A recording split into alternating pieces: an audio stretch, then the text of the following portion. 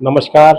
मैं डॉक्टर लोकेश शर्मा, अधिवक्ता जिला एवं सत्र न्यायालय पुनः उपस्थित हूँ आपको जनपद बुलंदशहर के इस गरिमामय प्रांगण में एक नवीन बिंदु के साथ विचार विमर्श करने के लिए।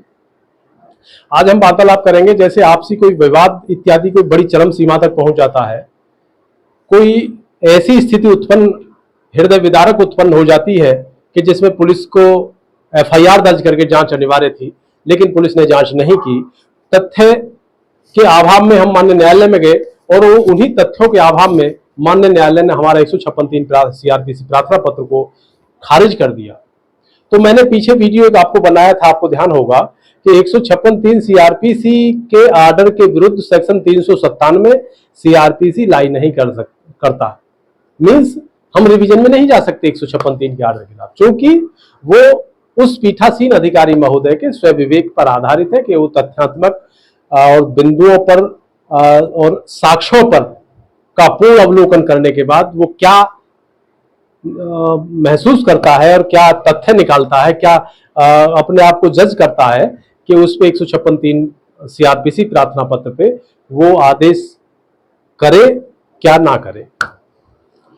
अब विषय यहां आता है कि यदि बाय द वे कोई ऐसी घटना घट गई, उसके घटना के सापेक्ष हम माननीय न्यायालय आए पुलिस से त्रस्त स्थिति में, तो पुलिस ने भी हमारे खिलाफ कुछ हमारे पक्ष में कोई वो नहीं किया। माननीय न्यायालय आए, माननीय न्यायालय से साक्ष्यों के अभाव में, तथ्यों के अभाव में या किसी दूसरे भिन्न किसी कारण से माननीय न्यायालय ने भी 156(3) सीआरपीसी खारिज कर दिया। तो अब स्थिति उत्पन्न होती है कि ऐसी स्थिति में प्रार्थी को, वादी को क्या याचना करनी चाहिए, क्या करना चाहिए, ये मुख्य बिंदु है। इसी बिंदु पे आज हम विचार विमर्श करेंगे, आपसे वार्तालाप करेंगे। तो मैं सभी दर्शक बंधुओं से, विद्वान अधिवक्तागणों से, प्रशिक्षु अधिवक्ताओं से मैं सभी से विनम्र अनुग्रह करता हूं कि जो लोग मेरे चैनल को देख रहे हैं वो लाइक करें, सब्सक्राइब करें और अपने जितने मिलने वाले इष्ट मित्र इत्यादि रिश्तेदार हैं सबको शेयर करें। विषय पे आते हैं। विषय है कि 156(3) सीआरपीसी खारिज होने के बाद प्रार्थी को, वादी को क्या करना चाहिए। विषय बहुत महत्वपूर्ण है।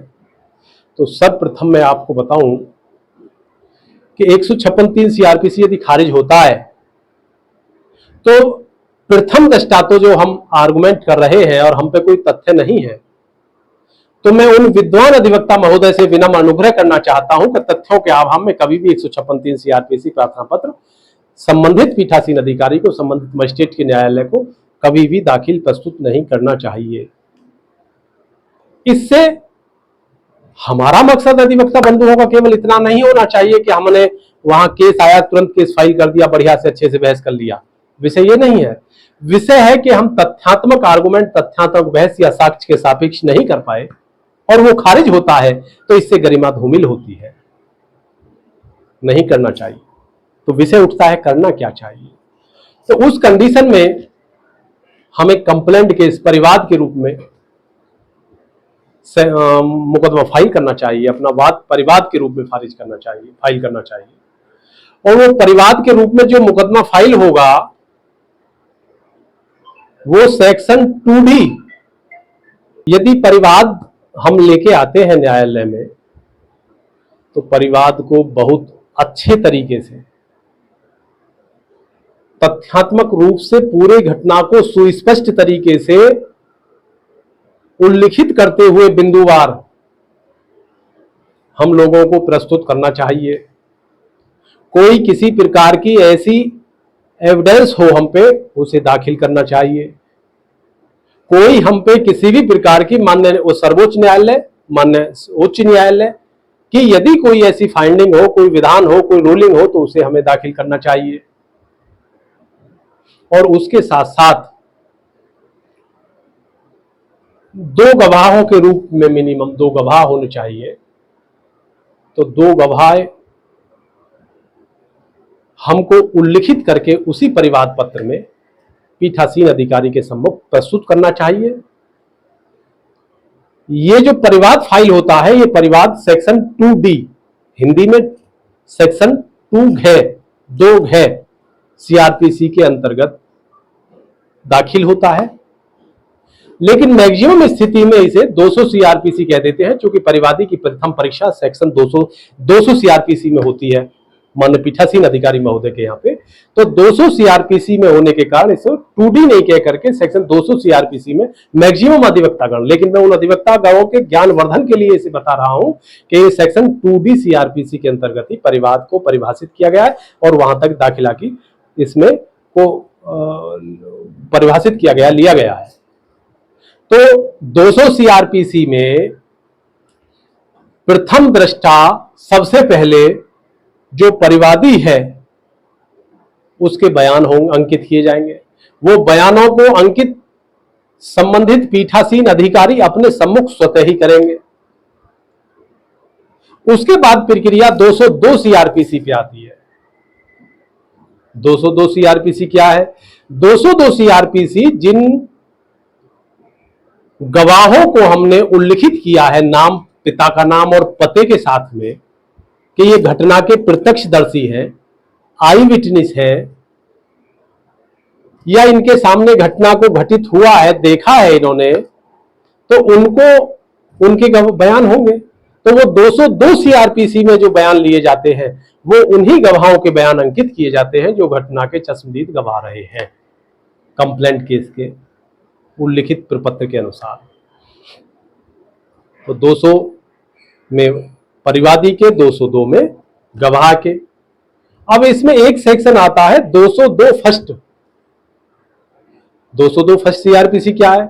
202 फर्स्ट सीआरपीसी है कि जो संबंधित पीठासीन अधिकारी को हमने घटना के संबंध में परिवाद पत्र प्रस्तुत करते हुए अपने बयान और साक्षियों के बयान अंकित कराए हैं, उन बयानों के अवलोकन से यदि पीओ महोदय को कुछ ऐसा प्रतीत होता है कि इसमें आख्या आनी जरूरी है, मींस पुलिस इन्वेस्टिगेट जरूरी है, संक्षेप में पुलिस की आख्या जरूरी है, पुलिस की जांच जरूरी है, तो उस कंडीशन में वो संबंधित पीठासीन अधिकारी पुलिस को निर्देशित कर सकते हैं उस परिवाद पत्र की कॉपी पर ही आदेश करके, रिमार्क करके, कि इसमें संबंधित थाना हाजा स्पष्ट आख्या उल्लिखित करे।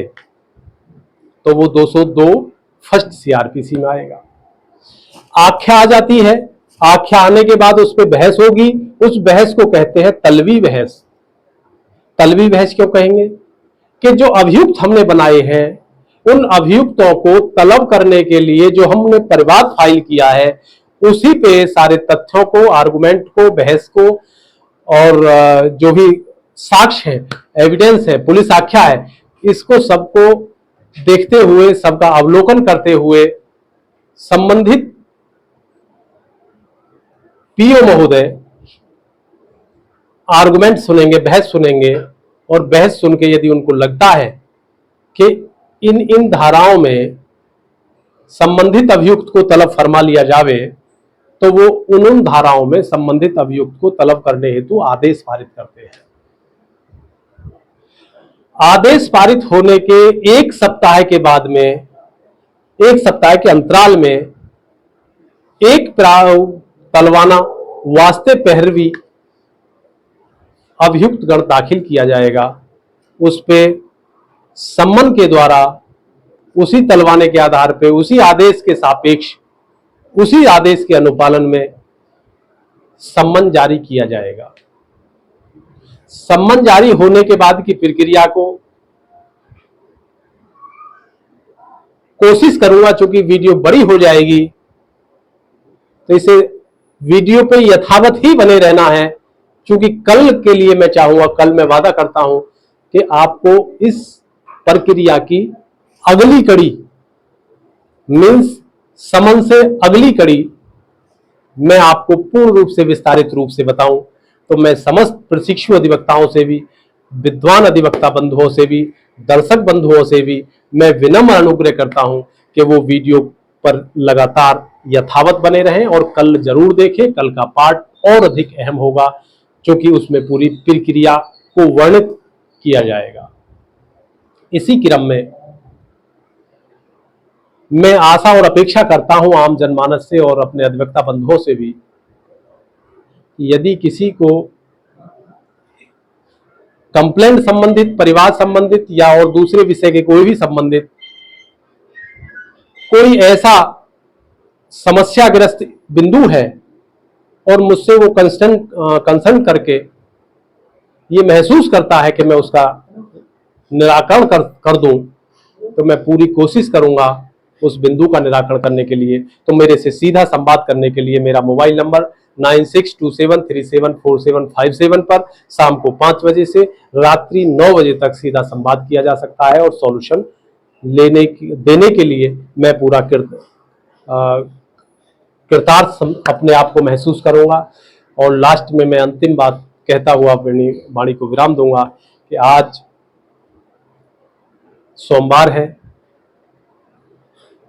गर्मी बहुत तेजी है, तो इस गर्मी के माहौल में चूंकि मेरे अधिवक्ता बंधुओं को कोर्ट में और जो मेरे